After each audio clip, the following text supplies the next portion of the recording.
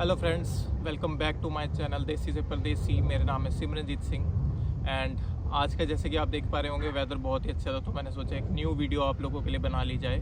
तो आज मैं अपने घर के पास ही एक नियर बाय पार्क है लैम्पटन पार्क, तो मैं वहाँ आया था आप लोगों के लिए वीडियो बनाने के लिए। तो आई होप आप लोगों को ये पार्क अच्छा लगेगा।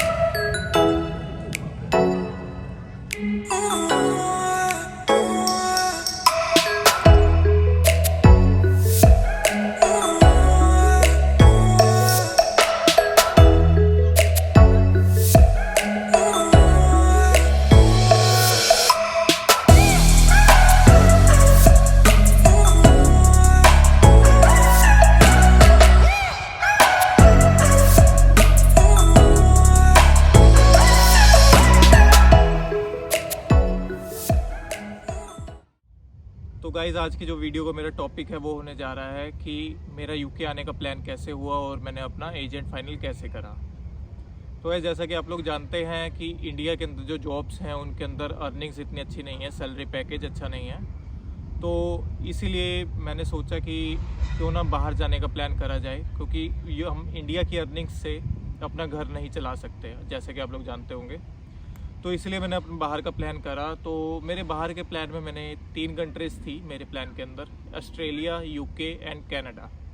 तो तीनों में से मैंने यूके ही फाइनल करा, बिकॉज कनाडा में जैसे कि आप जानते हैं जो वेदर है वो माइनस तक चला जाता है, -48 डिग्रीज। तो सर्वाइव करना थोड़ा सा टफ होता है, बट हाँ लोग करते हैं, बट मेरे को वो सही नहीं लगा वेदर।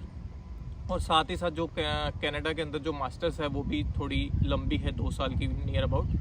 तो मेरी वाइफ को मास्टर्स करनी थी, तो उसके लिए मेरे को सही नहीं लगा।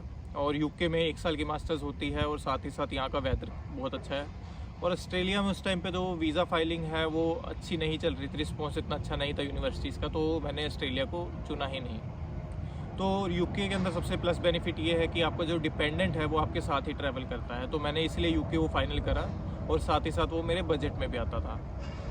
तो इसी के साथ मैंने अपनी रिसर्च शुरू करी यूके यूनिवर्सिटीज़ के रिगार्डिंग। तो मैंने कुछ यूनिवर्सिटीज़ को शॉर्ट लिस्ट करा जो कि मेरे फ़ीस के अकॉर्डिंग, बजट के अकॉर्डिंग मेरे लिए बहुत सही थे और मेरे इनटेक के अकॉर्डिंग भी थे, क्योंकि मुझे जैन इनटेक लेना था और वो इनटेक के अकॉर्डिंग जो यूनिवर्सिटी थी मैंने शॉर्ट लिस्ट कर ली। तो गाइस, अब आ जाते हैं agent and further filing process के ऊपर। तो हमने कुछ एजेंट्स को गूगल पर चेक करा और इनके रिव्यूज़ चेक करे, प्लस रेटिंग चेक करी, और उनमें से कुछ एजेंट्स को हमने शॉर्ट लिस्ट करा जो कि हमारे घर के पास थे। तो उनसे हमने मीटिंग फिक्स करी और अपने जो भी डाउट्स थे और जो इन्फॉर्मेशन हमें चाहिए थी वो हमने कलेक्ट करी। साथ ही साथ उनसे उनका एस्टीमेट भी लिया कि फाइलिंग का क्या एस्टीमेट है उनका। और उसके बाद इसी बीच में हमें एक हमारे रिलेटिव का फ़ोन आया कि एक एजेंट है जो कि लाडवा रदौर में है, हमें उनसे मिलना चाहिए, क्योंकि वो भी अपनी फाइलिंग जो कनाडा के लिए है वो अपनी उनसे करवा रहे थे। तो उन्होंने बताया कि उस एजेंट का जो सक्सेस रेट है वो 100% है वीज़ा में, तो हमें एक बार उनसे मिलना चाहिए और अपनी बात करनी चाहिए। तो हमने उस एजेंट से अपना अपॉइंटमेंट बुक करके उनसे मीटिंग फ़िक्स करी और जो भी हमारे डाउट्स थे, जो भी हमारी रिसर्च थी, वो उनसे हमने शेयर करी और उन्होंने हमें अच्छा अपना रिस्पांस दिया। कोई भी हमें ऐसी इन्फॉर्मेशन नहीं लगी कि जो वो हमें फ्रॉड दे रहे हो या गलत दे रहे हो। तो हमने उनके साथ आगे अपनी डील आगे बढ़ानी चाहिए। और इसी बीच मैंने अपने घर वालों से बात करी, जो भी उसके एक्सपेंसेस थे वो शेयर करे, तो मेरे घर वालों को भी सही लगा। और साथ ही साथ सबसे अच्छी बात ये थी कि वो अपनी फाइलिंग की जो भी फ़ीस थी, वीज़ा चार्जेस थे, वो हमारे एंड ऑफ द वीज़ा आने के बाद ही लेने थे। तो हमने उनको फाइनल करा। फिर हमने उनको डॉक्यूमेंट्स अपने जो भी उन्होंने हमें चेकलिस्ट दी थी, जो उन्होंने डॉक्यूमेंट्स मांगे थे वो थे 10th 12th degree, DMCs plus passport photo and transcripts and LOR MOI। LOR means letter of recommendation and MOI means medium of instruction. अगर आपने अपनी 12th या कॉलेज की डिग्री इंग्लिश लैंग्वेज में करी है तो वो आपको मीडियम ऑफ इंस्ट्रक्शन मिलेगा, या हिंदी में करी है तो वो आपको एक मीडियम ऑफ इंस्ट्रक्शन प्रोवाइड करते हैं कि आपकी लास्ट एजुकेशन है किस मीडियम, किस लैंग्वेज में रही है। तो ये सब डॉक्यूमेंट्स उनको हमने प्रोवाइड करे। और सबसे मोस्ट इम्पोर्टेंट डॉक्यूमेंट था मैरिज सर्टिफिकेट। अगर आप कपल वीज़ा पे हो या आप डिपेंडेंट वीज़ा में फाइलिंग करवा रहे हो तो आपको मैरिज सर्टिफिकेट चाहिए होगा, और वो मैरिज सर्टिफिकेट आपका रजिस्टर्ड होना चाहिए म्यूनसिपल कॉरपोरेशन के अंडर, जिसके अंदर कि आपका कोई भी गुरुद्वारा या मंदिर का सर्टिफिकेट नहीं रहेगा। आपको एक प्रॉपर रजिस्टर्ड सर्टिफिकेट चाहिए विद रजिस्ट्रेशन नंबर। तो उनको हमने सभी डॉक्यूमेंट्स प्रोवाइड करे, तो उन्होंने हमसे टाइम लिया कि 1 से 1.5 महीने का उनको टाइम चाहिए, बिकॉज़ उस टाइम पे काफ़ी बच्चों की फाइलिंग चल रही थी, तो थोड़ा ऑफ़र लेटर डिले हो रहे थे। बट उन्होंने हमें 100% अश्योर करा था कि हमारी जो फ़ाइल है और ऑफ़र लेटर है वो जल्दी हमें दिलवा देंगे। तो वैसे ही उन्होंने एज़ पर उनकी कमिटमेंट हमें अपना ऑफ़र लेटर हमें प्रोवाइड करवाया विद इन अ मंथ, और हम बहुत ही खुश हुए बिकॉज़ उन्होंने अपनी कमिटमेंट पूरी की थी। तो उसी बीच में क्या था कि ऑफ़र लेटर में कुछ कंडीशंस आई थी, बिकॉज़ जो मेरी वाइफ हैं उनकी लास्ट एजुकेशन इंग्लिश मीडियम के थ्रू थी, तो हमने विदाउट आइल्स हमने उसका जो एप्लीकेशन है वो पुटअप करवाई थी। तो उसमें हमें आइल्स वेवर तो मिला, बट उसके अंदर एक कंडीशन आई कि उनको इंटरव्यू क्लियर करना होगा यूनिवर्सिटी का। मोस्ट ऑफ द टाइम्स आती है, बट अगर आपने आइल्स करी हो या फिर पीटीई करी हो तो हो सकता है वेवर आपको मिल जाए, बट हमने विदाउट आइल्स पीटीई करवाई थी। तो उसमें एक कंडीशन जो कि हमें था कि उम्मीद थी 100% कि आएगी इंटरव्यू की, वो आई। तो उसमें था सेकंड थिंग, अगर आप इंटरव्यू क्लियर कर जाते हो तो विद इन अ वीक आपको उसके अंदर फीस प्लस मेडिकल अपना सबमिट करना होगा, ताकि आगे के फर्दर फाइलिंग प्रोसेस में वो कंटिन्यू कर पाए यूनिवर्सिटी और सीट होल्ड कर पाए। तो हमने विद इन अ वीक अपनी जो अपॉइंटमेंट थी वो बुक कर ली, शेड्यूल कर ली उनके साथ, यूनिवर्सिटी के साथ इंटरव्यू के लिए। साथ ही साथ एजेंट ने मेरी वाइफ को प्रिपरेशन शुरू करवा दी, ताकि वो अपना इंटरव्यू के क्वेश्चंस जो है प्रिपेयर कर पाएँ और अच्छे से इंटरव्यू क्लियर कर पाएँ।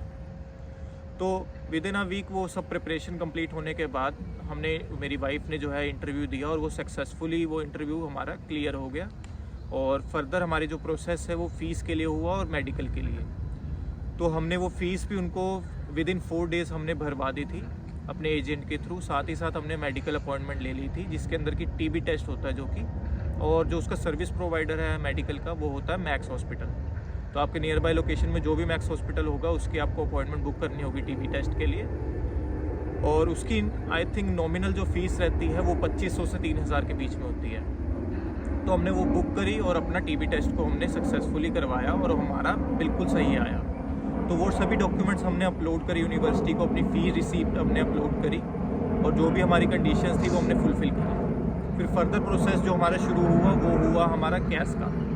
कैश में हमें जो एजेंट ने डिटेल दी थी वो दी थी कि 15 से 20 दिन में आपका कैश आ जाएगा। बट जैसा कि मैंने आपको बताया कि उस टाइम पे काफ़ी फाइल होने के कारण काफ़ी बच्चे अप्लाई कर रहे थे, तो कैश में डिले चल रहा था। तो हमारा विद इन अ मंथ हमारा कैश लेटर आ गया था हमें, और कैश लेटर आने के बाद ही हमने जो आगे फर्दर था अपना वीज़ा का करवाना था अप्लाई, और फर्दर जो बायोमेट्रिक इंश्योरेंस भी हमने बुक करना था, बिकॉज जो कैश में जो डेट आई थी क्लासेस की वो आई थी 6 Feb, और जो हमारा कैश है वो हमें आया था 20 Jan को। तो विद इन अ मंथ हमारा कैश लेटर है वो आ गया था। तो हमें बहुत ही खुशी हो रही थी, बिकॉज जो एजेंट है वो अपनी कमिटमेंट्स फुलफ़िल कर रहा था। जैसे कि पहले ऑफ़र लेटर हमारा टाइम से आया, और अब कैश भी हमारा बहुत टाइम के अकॉर्डिंग आ गया था। थोड़ा डिले था बट इट्स फाइन, बिकॉज क्योंकि काफ़ी फाइलिंग थी तो हमें समझ आ रही थी, क्योंकि इसमें एजेंट की कोई भी गलती नहीं थी। तो ऑफ़र लेटर आने के बाद जो हमारी अगला प्रोसेस था वो था वीज़ा फाइलिंग करवाने का, और साथ ही साथ इंश्योरेंस बुक करने का और बायोमेट्रिक।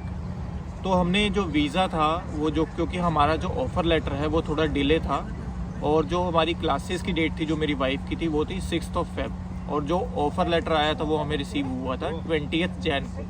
तो हमारे पास टाइम काफ़ी कम था, और इसी बीच हमें अपनी शॉपिंग भी कंप्लीट करनी थी प्लस पैकिंग भी करनी थी। तो टाइमलाइन बहुत ही कम थी। तो हमें एजेंट ने सजेस्ट करा, जैसे कि टाइमलाइन आपके पास कम है तो आपको सुपर प्रायोरिटी वीज़ा आपको अप्लाई करना चाहिए। तो आप लोगों को गाइस शायद पता ही होगा, क्योंकि 3 कैटेगरीज होती हैं वीज़ा की। एक होता है स्टैंडर्ड वीज़ा, एक priority and super priority. Standard में आपको with in a month visa receive होता है, प्रायोरिटी में with in a 5 to 7 days, and super priority में विद इन 1 day। तो इसी बीच में हमें सुपर प्रायोरिटी वीज़ा अप्लाई करना पड़ा, जो इसकी फ़ीस लगभग हमारी लग गई थी 1.25 से 1.5 लाख के बीच, क्योंकि हमारे पास टाइम बिल्कुल भी नहीं था। हमें 6 तारीख से पहले उनकी जो यूनिवर्सिटी थी उन तक हमें पहुंचना था, क्योंकि उन्होंने डेडलाइन हमें दी थी 2 Feb की। तो हमने अपनी सुपर प्रायोरिटी वीज़ा बुक करा, जिसकी अपॉइंटमेंट हमें मिली है 26 तारीख की मिली थी, और हमने अपनी वो भरी। साथ ही साथ हमने अपना इंश्योरेंस भरा और अपनी बायोमेट्रिक की फ़ीस भरी। तो अपॉइंटमेंट हमने बुक करवाई, उसी बीच हमने अपनी शॉपिंग शुरू कर दी थी, बिकॉज 20 को हमारा कैश लेटर आ गया था, और उसी बीच 5 दिन का हमारे पास टाइम था। तो हमने अपनी शॉपिंग शुरू कर दी थी, ताकि हमारे पास पैकिंग का टाइम हम वेस्ट ना हो और पैकिंग भी हमारी कंप्लीट हो जाए। तो पैकिंग करने के लिए गाइस हमें आइडिया नहीं था एग्जैक्ट कि हम क्या पैक करें या क्या सामान वहाँ पर लेकर जाएं। तो मेरे एक फ्रेंड है जो कि यूके में ही रहता है, तो हमने उससे अपना गाइडेंस ली और उसने हमें गाइड करा कि क्या सामान तुम लेकर आओ और क्या ना लेकर आओ, ताकि हमारा कोई भी फालतू पैसा ना लगे और कोई भी चीज़ हमारी वेस्ट ना हो जो कि लगेज कवर करे, क्योंकि लगेज कैपेसिटी बहुत कम होती है फ़्लाइट्स के अंदर। तो वो चाहता था कि आप सारा सामान प्रॉपर लेके आओ, कोई भी चीज़ वेस्ट ना हो, ना ही वहाँ जाके हमारा कोई पैसा लगे। तो उसने हमें सजेस्ट करा कि तुम जितना ज़्यादा हो सके अपना ग्रोसरी वगैरह और एसेंशियल थिंग्स लेके आओ, क्लोथिंग अपनी मिनिमम रखो, ताकि आपको ज़्यादा जो राशन का है और आपके ऊपर खर्चा ज़्यादा ना आते ही यहाँ पर आप इजीली सरवाइव कर पाओ। और वो बहुत ही अच्छी उसकी सजेशन लगी। तो हमने सारा अपना जितनी भी पैकिंग थी उसी अकॉर्डिंग हमने करी, ताकि हमें कोई भी प्रॉब्लम ना हो। फिर फर्दर हमारी जो अपॉइंटमेंट थी 26 की थी, तो हम अपना दिल्ली, हमारी अपॉइंटमेंट बुक हुई थी, तो हम अपना दिल्ली गए। वहाँ पर हमने रूम बुक करवाया, अपना होटल बुक करा और अपॉइंटमेंट नेक्स्ट डे, हमारी अर्ली मॉर्निंग अपॉइंटमेंट थी, तो हम एक दिन पहले ही वहाँ पे पहुँच गए थे। तो नेक्स्ट डे हमने अर्ली मॉर्निंग 7 o'clock हमारी अपॉइंटमेंट थी, हम गए वहाँ पे, हमने अपॉइंटमेंट हमारी सारी करवाई। क्योंकि हमारा गाइस सुपर प्रायोरिटी वीज़ा था, तो हमें सारी जो फैसिलिटी थी वो सुपर प्रायोरिटी के अकॉर्डिंग ही मिली। Super services, personal lounge, personal cabin, within half an hour हमारा ऑल वीज़ा वर्क कंप्लीट था विद बायोमेट्रिक। तो बहुत ही अच्छा लगा, बेशक पैसे हमारे लगे थे बट वर्थ इट था। तो ऐसा नहीं है गाइस कि आपको भी सुपर प्रायोरिटी वीज़ा लेना, बट अगर आपके पास टाइम कम है तो आप उसको ले सकते हैं। बट अगर आपके पास टाइम इनफ है तो आप स्टैंडर्ड वीज़ा में जाएं, बिकॉज उसके चार्जेस भी हाई हैं। तो अपना एक्सपेंस ना बढ़ाते हुए आप नॉर्मल वीज़ा भी लें। तो इसी के साथ हमने अपना वीज़ा का सब कुछ कंप्लीट करा और हम अपना वापस आ गए। तो next day I think Saturday Sunday था, तो उसके अकॉर्डिंग हमारा वीज़ा थोड़ा सा डिले हो गया, सेम डे नहीं आया। तो नेक्स्ट डे रिसीव होना था, बट हॉलीडे होने के कारण वो हमें मंडे को रिसीव हुआ। तो मंडे को आने के बाद हम बहुत ही ज़्यादा खुश थे, बिकॉज एट द एंड हमारा वीज़ा आ चुका था और हम फाइनली जा रहे थे। तो इसके बाद हमने जो अब हमारी जो मेन जो कंसर्न था वो था फ़्लाइट टिकट, बिकॉज जो हमने अपना पैकिंग करी थी वो हमने इस हिसाब से करी थी कि हमारे पास लगेज काफ़ी था और हमें था कि शायद हमें फ़्लाइट कहीं लेस कैपेसिटी वाली ना मिले लगेज की, कि हम कम सामान लेके जाएं और हमें सामान यहाँ पर छोड़ के जाना पड़े। और ज़्यादा हमारे पास कॉस्टिंग भी नहीं थी कि हम इतनी हाई फाई फ़्लाइट बुक कर पाएँ। तो हमने इसी बीच में अपनी नॉर्मल रेंज की एक लेओवर के साथ फ़्लाइट बुक करी, जो कि हमारी नॉर्मल कॉस्टिंग में आई 80 to 90,000 के बीच में। और उसी में हमें लगेज भी अच्छा मिला, पर पर्सन 50+ हमारा था केजी का। तो हम दोनों का मिला के नियर अबाउट 104 या 108 केजी था। और जो फ़्लाइट थी वो थी एयर इंडिया, इकोनॉमिक क्लास हमने बुक करी थी। तो काफ़ी स्मूथ रहा हमारा, जो भी जर्नी थी वो सही थी बिल्कुल। और 31 को हमारी फ़्लाइट थी और 1 को हम यहाँ पर पहुँच गए थे। और इसी बीच क्योंकि मैंने कोई भी अकोमोडेशन नहीं बुक करी थी, बिकॉज मुझे कुछ इतना अच्छे से नहीं पता था, और एप्लीकेशन भी अगर मैं ढूंढने जाऊं, जिसके बारे में मैं डिटेल में आपको आगे आने वाली वीडियोस में जानकारी दूंगा कि पैकिंग में मैंने क्या चीज़ें मैंने रखी, क्या एसेंशियल था, जो भी लिस्ट वगैरह है। साथ ही साथ जो भी इंटरव्यू के अंदर क्वेश्चंस थे या जो भी फ़ीस थी, एजेंट ने कितना चार्ज करा, पैकेज था या नहीं था, आने वाली वीडियोज़ में मैं आपके साथ शेयर करूँगा। तो हम 1 तारीख को यहाँ गाइस पहुँच गए थे, बट मेरे पास एक प्लस बेनिफिट ये था कि मेरे एक फ्रेंड है जो यहाँ पर रहता था, उसने हमारी बहुत हेल्प करी और उसी के पास आकर हम यहाँ पर 2-1 दिन का हमने अपना स्टे करा था। तो उसी ने हमें गाइडेंस करी और उसी ने हमारी एकोमोडेशन बुक करवाई थी। तो आगे आने वाली वीडियोज़ के अंदर मैं आपको सारी इन्फॉर्मेशन दूँगा, interview questions, packing, essentials and जो अकोमोडेशन है वो कैसे बुक करें, और यहाँ का जो भी बस रूट है या ट्रेन्स हैं उनके एक्सपेंसेस क्या रहते हैं, ताकि जो भी आप लोग आने का प्लान कर रहे हो उनको यहाँ पर आकर कोई भी प्रॉब्लम ना फेस हो और आपका कोई ज़्यादा एक्सपेंस भी ना लगे और आपका ज़्यादा कोई खर्चा भी ना हो। तो मैं कोशिश करूँगा मेरी वीडियोस के अंदर आपको पूरी रियलिटी बेस्ड इन्फॉर्मेशन मिलती रहे, ताकि आपको एक्सपेंसेस का भी पता रहे, साथ ही साथ आपको सारी इन्फॉर्मेशन यहाँ की मिलती रहे। मेरे वीडियो में बने रहने के लिए आपका बहुत बहुत शुक्रिया, thank you so much. I hope आपको ये वीडियो पसंद आई हो, तो इस वीडियो को लाइक करें, शेयर करें एंड कमेंट करें, और साथ ही साथ मेरे इस चैनल में आप न्यू हैं तो इसको सब्सक्राइब करें। Thank you.